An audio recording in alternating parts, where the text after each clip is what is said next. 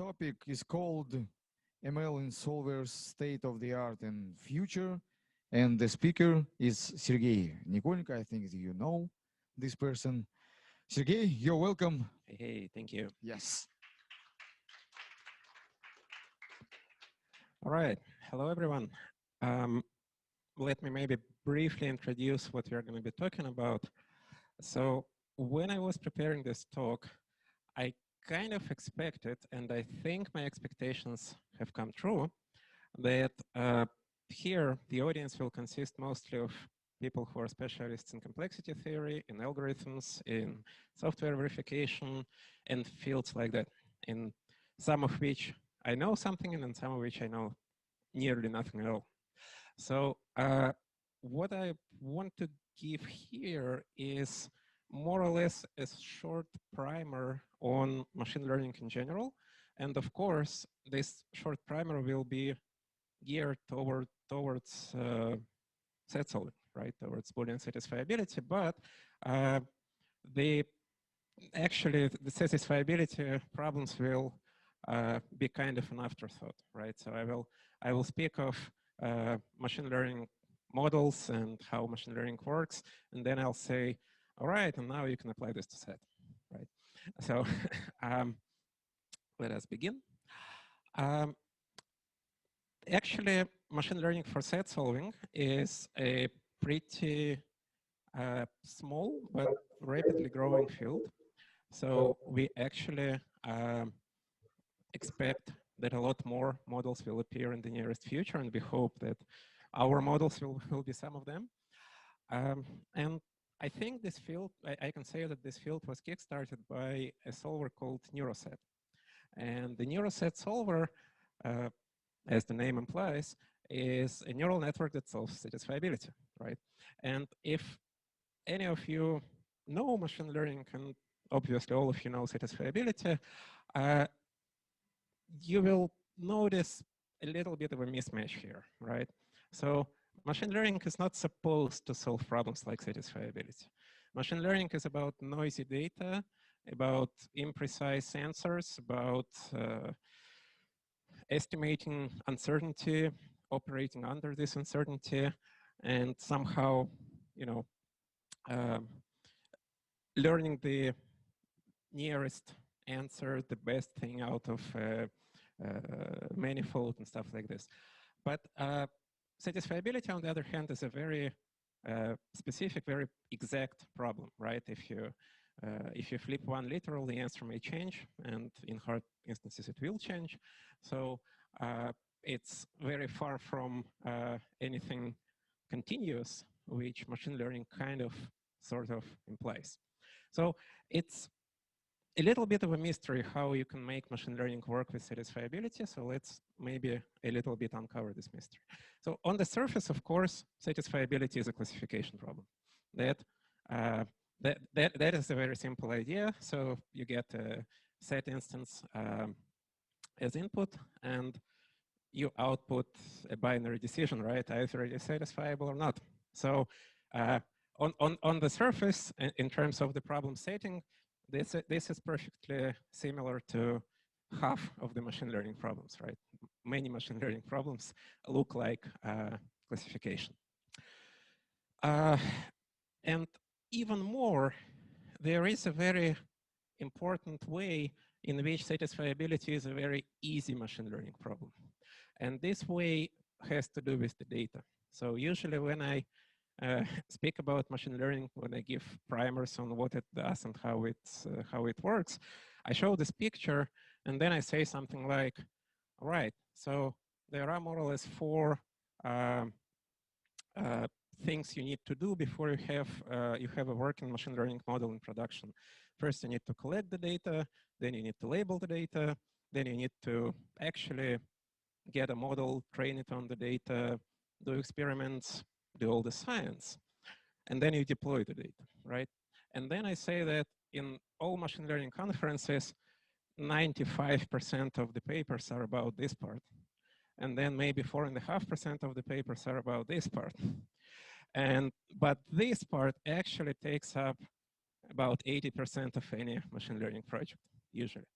Because In real life machine learning, what you're supposed to do is, well, for example, if you're supposed to find cute kittens on a picture, then you need to have a data set where somebody has found cute kittens and labeled them.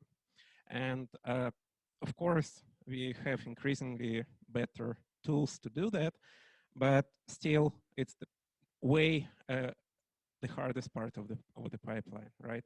So to prepare a large data set, usually in machine learning, takes a lot of work, a lot of money, and there are whole branches of machine learning devoted to how we can avoid this, or how we can work around this, or how we can learn from few examples. But not for satisfiability, right? So for satisfiability, the data problem does not exist because, well, satisfiability is a discrete formalized problem that you can just randomly generate, right? You just need to take a little bit of care when you generate. So as, again, probably all of you know, there are, like, if you just randomly sample satisfiability formulas, they are going to be very easy, right? So they're either going to be trivially satisfiable or trivially unsatisfiable. And you need to have some kind of an interesting distribution when you sample this synthetic data. But otherwise, it's very simple, right? There is an endless source of benchmarks that you can generate and that you can train on. So the data set is not a problem. As for the distribution itself, well, there are two ways that I actually encountered in this relatively small so far ML-based set solving literature. And one is just, you know, sample 3 CNFs with the proper close to variable ratio. There is this famous phase transition where trivially satisfiable formulas become trivially unsatisfiable. It's somewhere around, I think, 4.3 clauses per variable. Correct me.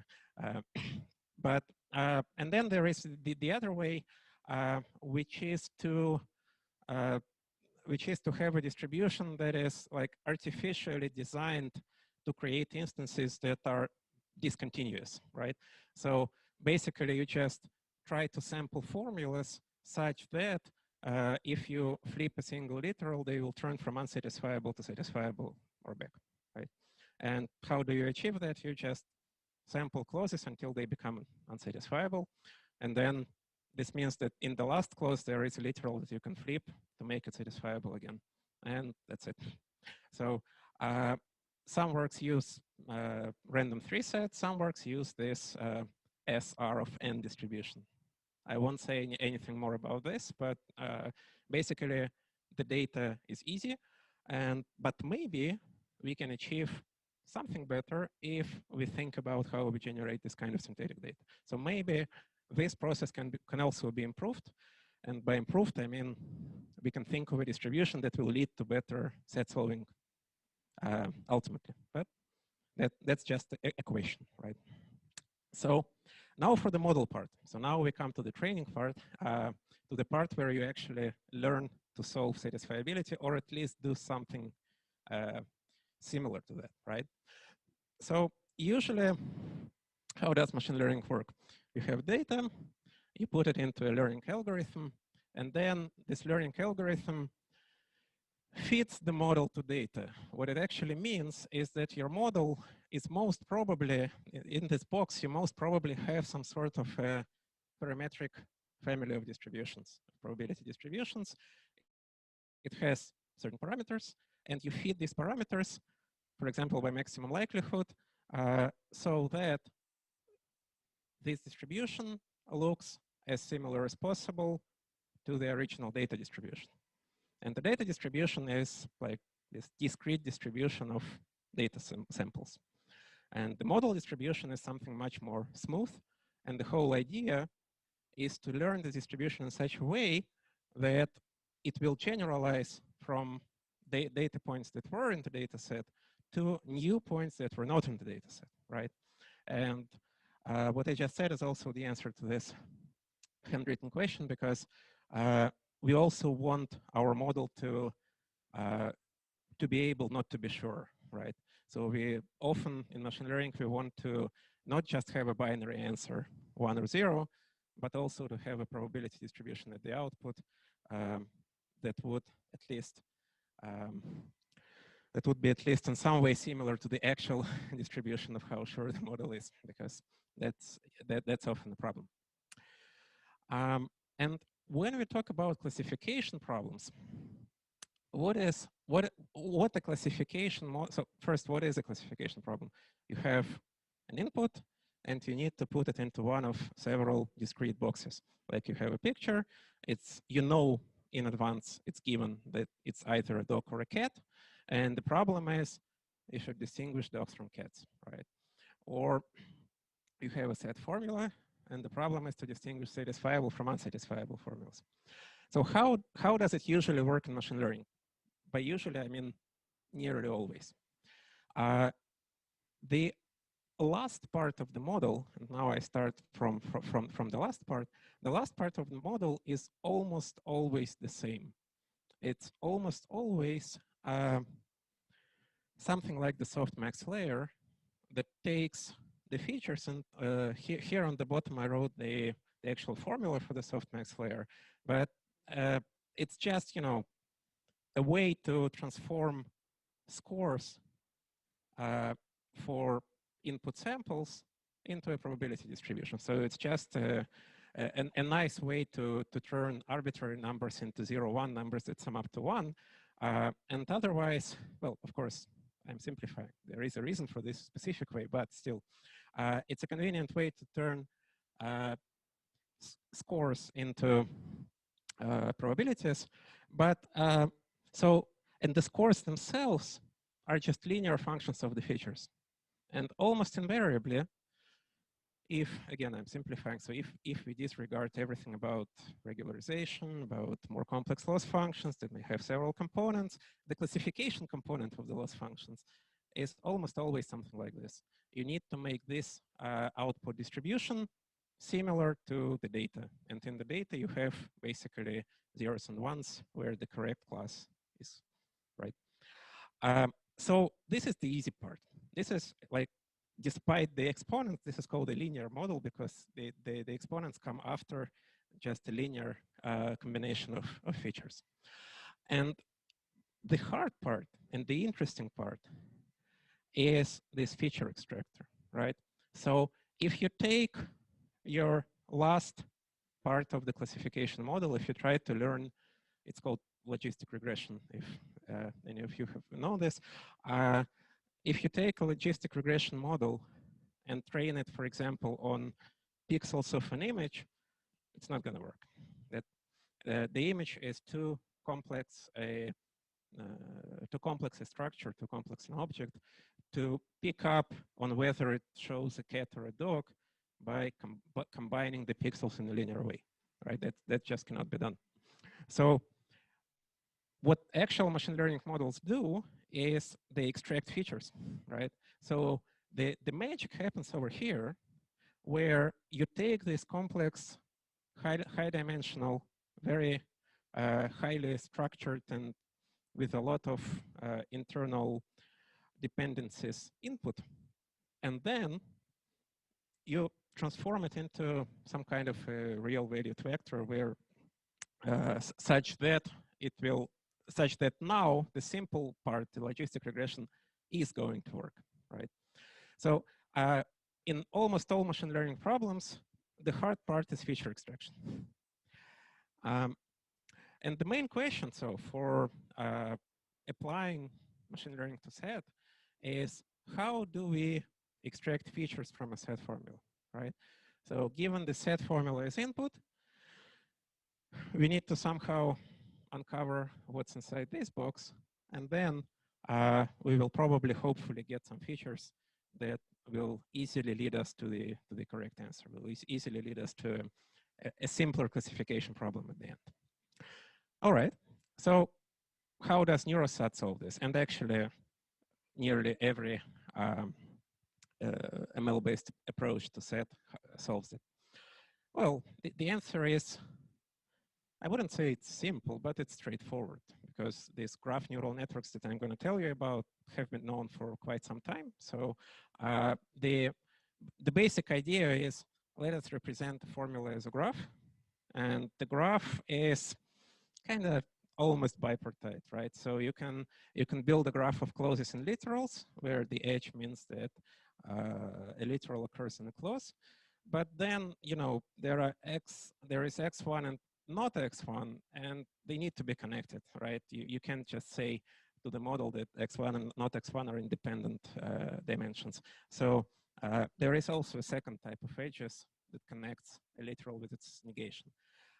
Otherwise, it's a bipartite graph. So in the first type of edges, it's a bipartite graph. And then you learn embeddings for the literals, and then you combine them into the final embedding of the network. Let's find out how to do that. So to do that, let me take a small step back and explain what are graph neural networks and why graphs are a hard and interesting subject for machine learning. So as I just said, the whole field of machine learning is devoted to extracting good features, right? And there are several different types of input from which we might want to extract features, right? For example, text or images or speech or time series, whatever. Graphs are just one type of this input, right? But graphs are a particularly interesting type of input that is harder than the others because first they are discrete, right? So an image can be thought of as a sort of, it's formally it's discrete, of course, but really it's just a collection of real valued pixels. You can think of it this way, it's going to work. So first it's discrete, like text, for instance. Text is also discrete.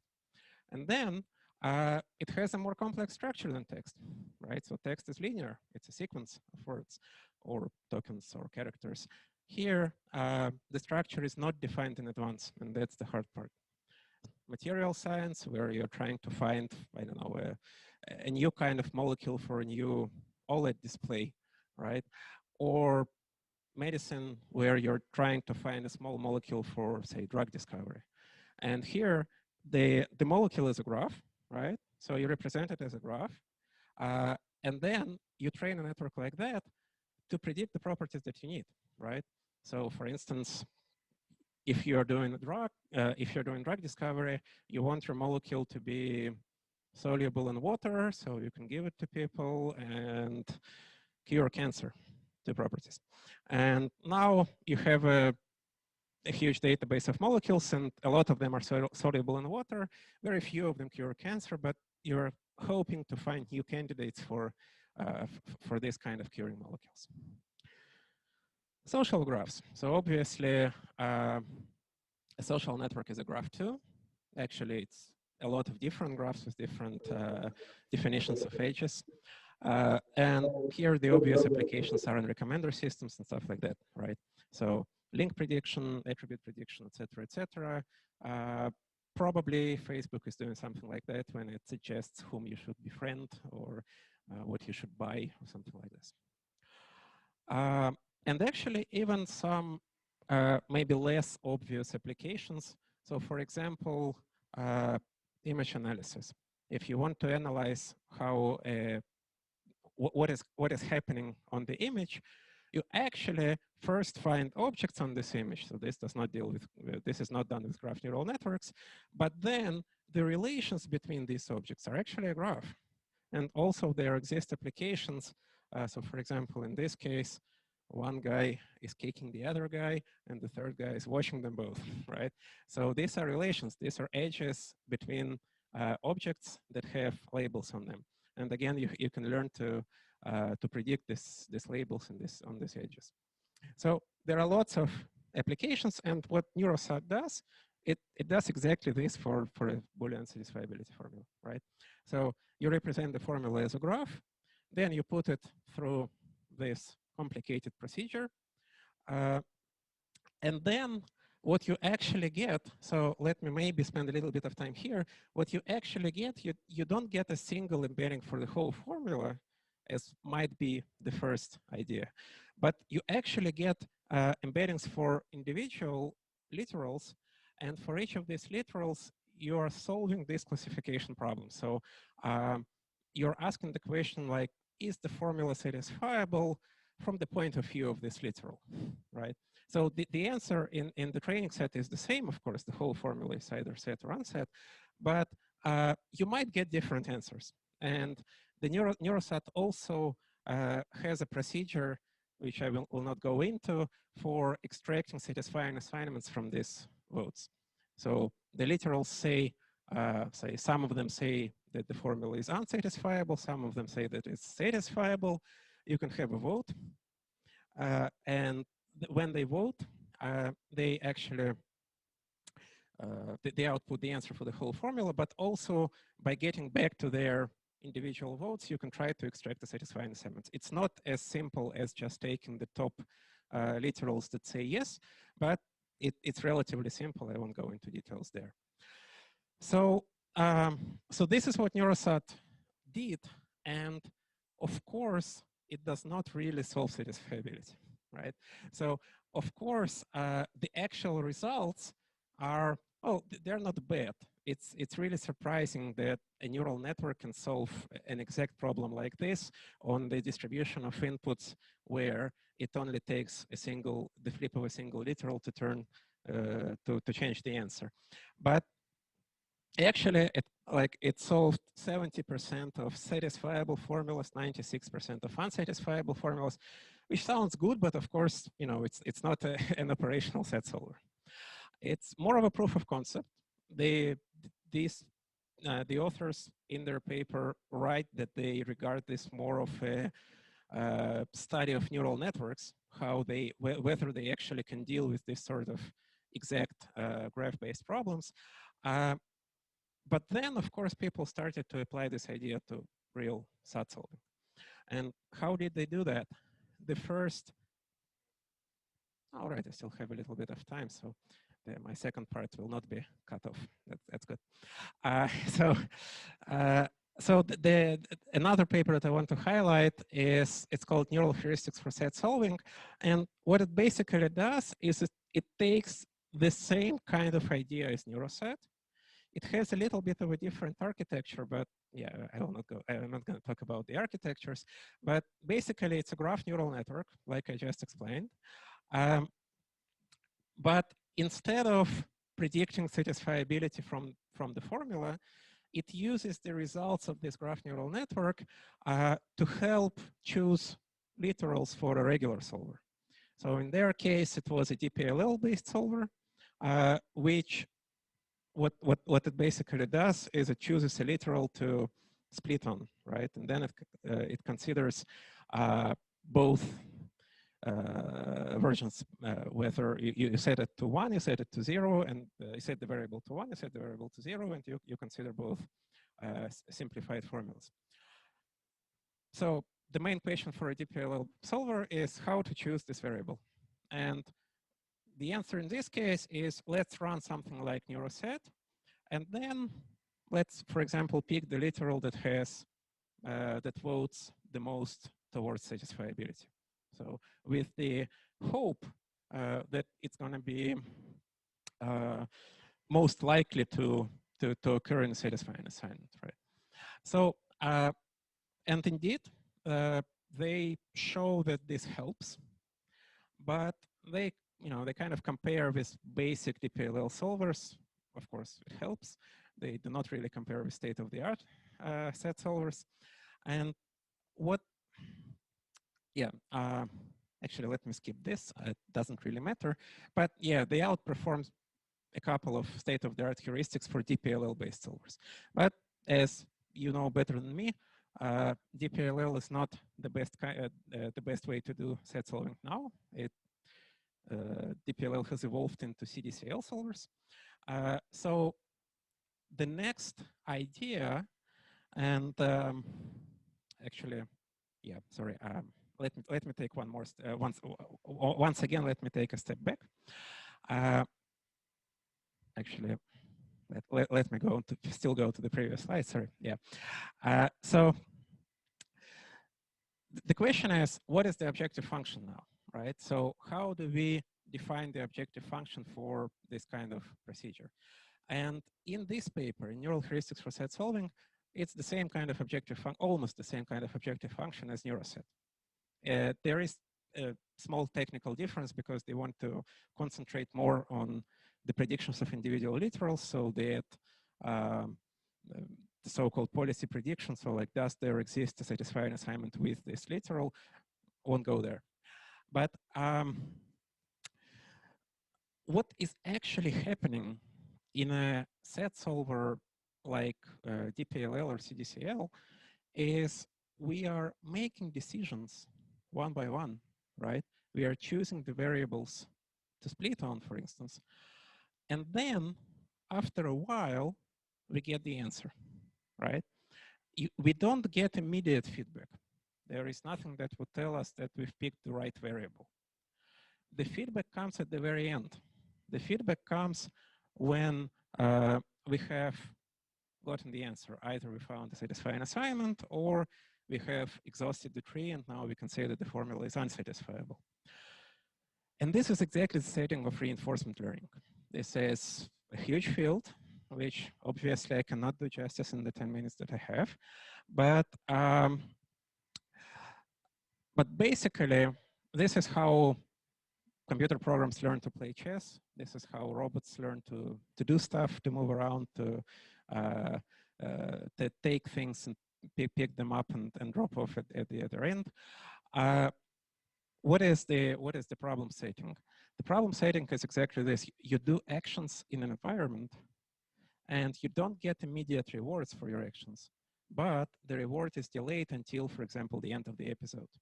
So you play chess, you don't know whether you've made a good move, right? Nobody's going to tell you that.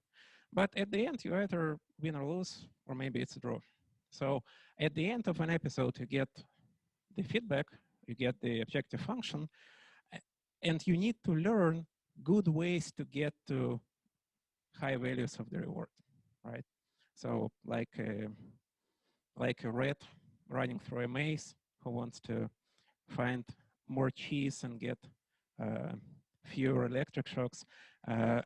Exactly like this, the alpha zero learns to play chess to maximize this probability of winning at the end. So how do people do reinforcement learning? Okay, so this is like a very short course in reinforcement learning. We will get to state-of-the-art models in 2 slides. So basically, the idea is this. You cannot optimize the reward directly because it's given to you at the end. So you need to define something, some function of the state, of the current state you're in, or of the state action pair. So like the state together with the action, for example, the chessboard position together with the move that you want to make. You need to define some sort of a function that's going to serve as a proxy for the objective. So it's defined in a relatively straightforward way. It's the expectation of the reward that you get if you keep playing from this position according to your strategy. And there is of course, there is a big science about how to get from expectations with respect to your strategy to the optimal strategy, which you actually need, but it can be done. And so instead of learning the actions, which is hard, although it's also a viable approach, many reinforcement learning models learn this Q function or this V function. So let's stay with the Q function. It's more convenient. So if you know the Q function for the optimal strategy, it means that you already know how to move, right? So you're given a chessboard position, or okay, let's get back to SAT. You're given a formula, or actually an internal state of a DPLL solver, and you need to pick a variable. So you just enumerate all variables. You look at the Q function, and you pick the highest, right? That's it. So if you know this Q for the optimal strategy, then you're done. But of course, the problem is how to learn this Q for the optimal strategy. There is this method called temporal difference learning, which in this case boils down to Q learning. And the method is you update Q based on the values of the next state. So for example, you have your, okay, now it's easier in terms of a chessboard. You have a chessboard, you make a move, right? And then your opponent answers, and now you have your new position, right? A new state. So the new state is kind of closer to the end, right? And for example, if it's the move immediately before you lose or you win, then the next position will be terminal and you will know for sure what is the answer, right? So the idea, the intuition is that probably the next position, the next state action pair will be easier to evaluate, or we will learn it sooner. And so we propagate information, propagate the Q function values from the end of this process, from the final positions of a chess game to the original positions, right? And this is a bootstrapping procedure which is extremely successful. It's like the main idea in reinforcement learning. That's, of course, it's not the whole story about how AlphaZero learned to play chess, but like it's a lot of the story. And so the only, like one of the small tiny problems that remains is that, of course, when we are talking about this function, when I am writing down formulas like this, I'm kind of assuming that I can enumerate state action pairs and learn a value for each state action pair. Obviously, you cannot enumerate chessboard positions, right? So how it actually looks like in real life, you learn a model that approximates the Q function, which is probably these days a deep neural network, right? So this is what's called deep Q learning. And this is exactly this, revolution of deep learning and reinforcement learning that occurred about 2015-16, which has led to all of this stuff about AlphaZero and mu0 and AlphaGo and AlphaStar and OpenAI 5 and whatever it is that you hear on the news. But in any case, I will not go into approximatorel, but the idea is you train your network to approximate the Q function. And you use this temporal difference idea as targets for your network. So now, as you are playing, you can learn as you play. You make a move, you get the next board position, you plug it in here, actually based on your own network, and then and here is your training sample on which you can update the weights a little bit. So that's the basic idea of DQN. And one of the interesting and maybe not immediately obvious applications of reinforcement learning is precisely this. It's like turning discrete objective functions into continuous ones that are amenable to machine learning. So, and this is the paper that I want to highlight. It's called GQ-SAT. Basically, what it does is oh, that's me. what it does, yeah, that's still me. Cool. So what it does is it formulates SAT solving with a CDCL solver this time as this kind of reinforcement learning procedure. So now you cannot fail, right? So now the CDCL solver will definitely arrive at the right answer. So there is no win or lose at the end. But the question is how long it takes to get there, right? So now the reward is basically -1 for every step. And then when you get to the end, you're done taking this beating, right? So you get an electric shock every time you choose a variable, and you want to take as few shocks as possible. Otherwise, it's basically exactly DQN. And they also use graph neural networks as the basic for this approximation of the Q function. But what they show is that they actually can reduce the number of decisions, the number of iterations in the CDCL solver compared to the standard heuristic, VSDIS, correct me. So there is the standard heuristic that basically counts how often each literal occurs in a conflict, and then prefers variables that have participated in a lot of conflicts. So this improves over VSDIS by a factor of about 2. So it's like twice fewer iterations than a standard CDCL solver, which sounds very cool. Maybe it's not exactly as cool in practice because now you need to run your deep neural network every time. So if you look at the running time instead of the number of iterations, it's not twice as good, but it's still an improvement.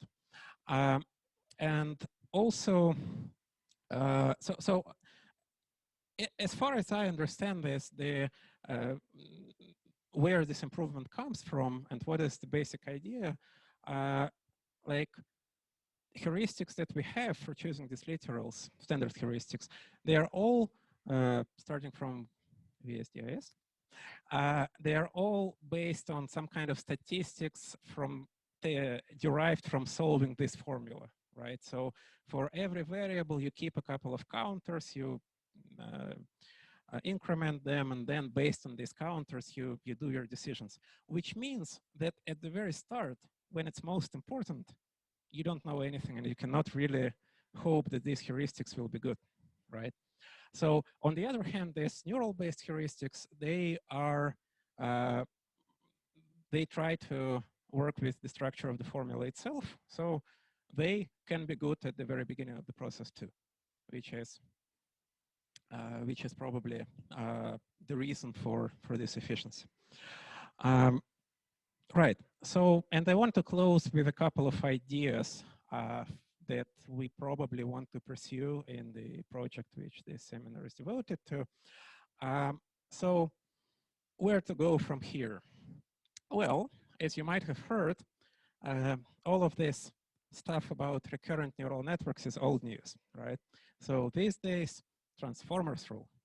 And actually, they've been around for, what, 3 years already. At the end of 2017, the first transformer appeared. In particular, there exist graph transformers. So a transformer definitely will not go there. That's a more complicated topic than I have time for.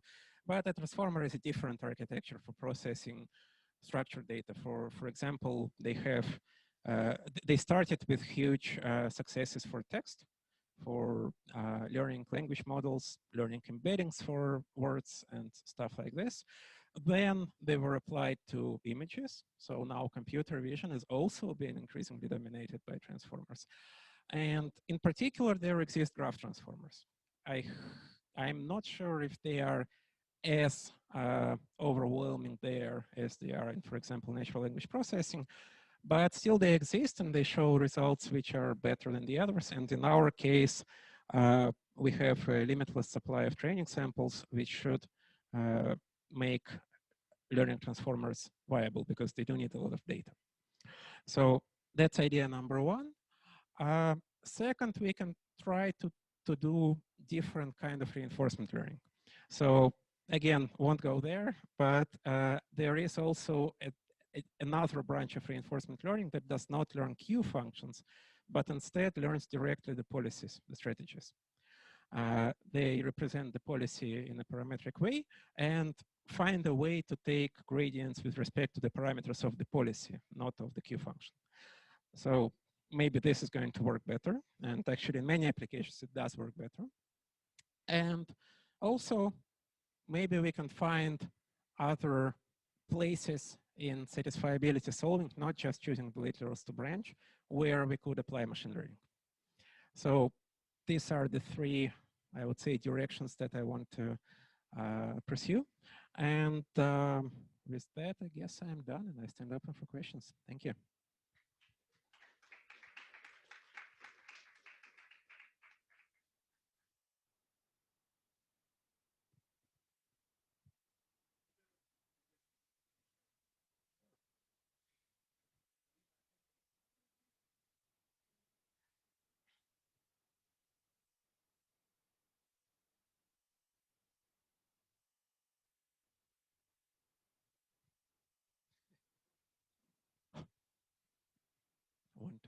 2. 1, 2.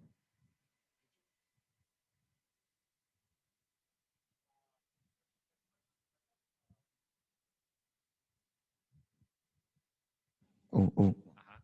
Спасибо. Спасибо большое за доклад. Скажите, пожалуйста, вот кажется, что несмотря на все интересные результаты, которые мы видим в этих статьях, вряд ли удастся сделать на основе машинки прям универсальный SAT-солвер. Но, наверное, есть какие-то области применения, в которых это может быть реально применено на практике. Вот как вам кажется, какие они? Я прошу прощения, я не совсем понял вопрос. То есть, нейросад сам по себе SAT не решает, я так сказал, да. Да, ну, грубо говоря, вот какое ваше видение там прогресса через 5, 10, 15 лет? Ну, то есть к чему нужно стремиться? К тому, чтобы сделать именно в этой области, универсальный SAT-солвер на машинке, который будет все решать, или понять, какие классы задач он будет классно решать? Сейчас понятно? Да, понятно. Я думаю, что для задач, для которых обычно применяется SAT, наверное, нам универсальный machine learning-based SAT solver не очень-то поможет.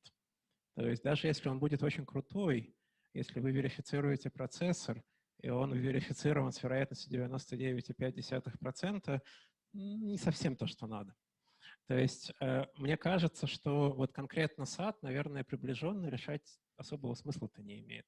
Поэтому я бы видел будущее как все-таки ML, помогающий тем методам решения SAT, которые дают формальные доказательства того, что они решили. Спасибо.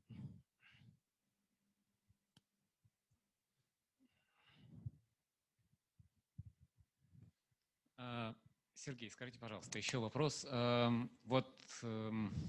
Получается, нейросат, он переводит КНФ в граф и работает с ним. Если рассматривать изначально логическую схему, это как-то поможет, на ваш взгляд, или нет? То есть именно схему над функциональными элементами, более, ксоры всякие, там меньше переменных явно будет. То есть именно circuit-SAT Это очень интересный вопрос. Почему-то я про него не думал. И статей таких не видел. Это интересно, надо посмотреть. Может быть, я не видел, потому что просто не задавался таким вопросом. Может, они есть. Я подозреваю, что их нет просто. Но на первый взгляд кажется, что да, должно стать только лучше. Потому что для Graph Neural Networks, естественно, совершенно не страшно, что там будут вершины разных типов, что там будут метки на ребрах. Да ради бога, это только хорошо. Просто там гораздо больше структуры, чем в КНФ. В КНФ она структуру размывает сильно, а вот в схеме-то она видна очень хорошо. Да, совершенно согласен. Здорово. Надо будет поисследовать. Так, еще есть, да, вопрос? Да, я все тоже с идеями. Если я правильно понял, то идея в том, что у нас есть вот всего этого, что у нас есть нормальные солверы, в которых есть какой-то мэджик под названием евристики. Мы там евристики вычеркиваем и вместо них вставляем другую волшебную штуку, которая называется... Не вычеркиваем, мы придумываем новую евристику. Да, новую евристику, да. Так вот, там вот весь прошлый день нам рассказывали, что там есть много статистики, вы тоже упомянули. Почему не делают прямо вот сразу... Статистики все равно собираются, там какие-нибудь, и прямо на нем делать машин ленинг, прямо на статистиках. Вот там. А там же готовый вектор уже. Никаких графов не надо. Все, готовый вектор, ура, понеслось. Это интересно. Можно попробовать. Вот это, я честно скажу, я бы ожидал, что вот это, наверное, уже сделано. Просто для этого надо читать не статьи про ML, а статьи про обычный SAT, потому что это суперестественный шаг. Да? Если у вас несколько разных статистик, давайте выберем им оптимальную линейную комбинацию хотя бы этих нескольких разных статистик. Да, вот. Да, это, я бы очень удивился, если бы этого не было сделано. Если вдруг нет, то, конечно, это супер идея. Да.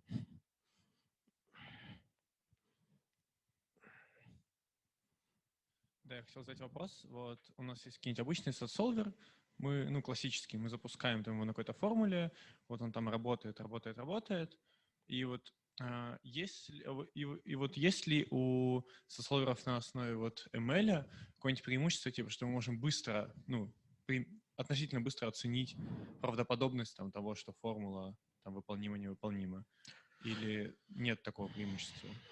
Ну вот с такими вероятностями, да. Окей, ну просто, да, есть ли какой-то, там может быть анализ? То есть вот если у меня, допустим, обычный SAT работает там Да, вот он. 60 секунд на какой-то формуле у меня ничего не получилось, должен ли я быть, и я запущу там нейросат на этой штуке, он мне скажет, что, ну, unsat, то что мне дает, в общем, больше уверенности в том, что у меня действительно unsat?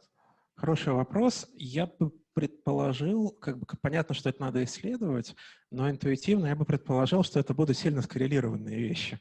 То есть те формулы, на которых какой-нибудь нейросат будет ошибаться, будут среди формул, которые будут сложны для обычных SAT-солверов. Да, я просто думал о том, что может быть такие штуки для там какой-то быстрой оценки или там чего-то, но непонятно, имеет ли это смысл. Не, ну, все эти методы, безусловно, могут дать вам такую быструю оценку. Другой вопрос, что нужна ли она вам, потому что она, конечно, будет вероятностной. Так, есть еще вопросы? Нет? Да, Дмитрий, пожалуйста. Да, мы вот как-то обсуждали, что можно... То есть в SAT-солверах есть такая задача, как в CDCL. Они накапливают новые клозы. Да. Клозы, да. То есть есть ли какие-то работы по тому, чтобы с помощью машинки принимать решения, когда выкидывать эти конфликт-клозы? Такого не знаю, не видел. Могу сказать, что в этой статье ничего не выкидывают. Это я просто недавно перечитывал, поэтому помню. Такого нет. Про работу с клозами нет. Наверное, это один из пунктов к моему третьему направлению. Да, что еще можно делать?